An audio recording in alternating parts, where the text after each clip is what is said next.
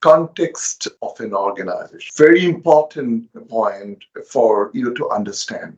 Every organization is established, comes into being with certain purpose, to do certain functions, to solve certain problems. So in every organization is located in a place where it functions from. It's a physical location. It could be even a cloud-based organization, but it lives in the cloud.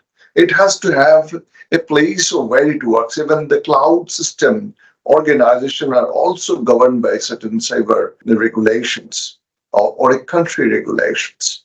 For example, Facebook is an organization which is basically a cloud-based organization. When Twitter, for example, when they operate in India or any country, that has to operate within the legal framework in the country. So, to achieve the objectives of an organization, it is influenced by the forces which is coming from outside the organization and also within the organization. So the context is defined as the combination of internal and external issues that can have an effect on an organization's approach to developing and achieving its objectives. So issues, for example, legal issues, legal aspects, legal requirements in a country where it operates will affect the organization. For example, an export house is always regulated by the policies of the national government,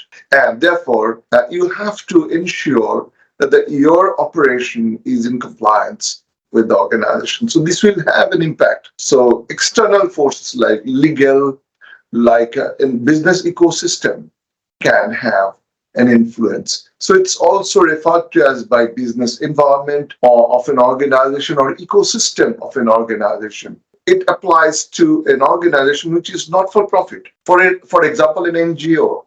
So any organization is influenced by external forces. We call it external issues, internal issues. Those combination of the external and internal issues can influence the achievement of the organization's objectives, and therefore the organization needs to retune, fine-tune its approach in developing the management system. That's what is called context. So as an organization, they have to identify.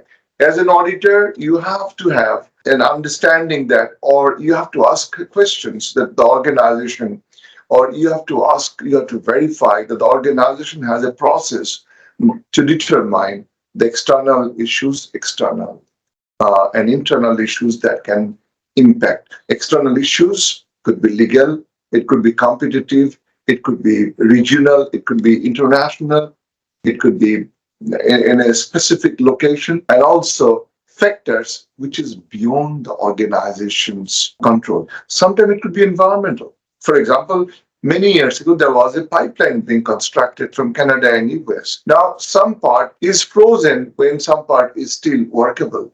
So that time when one area is freezing, you possibly cannot do welding. You cannot do hydro test of the pipeline. There is a very adverse physical condition or environmental condition for the realization of the product and achieving the objectives that within 9 months' time, you have to complete the project. So these are some of the issues that might have to be considered.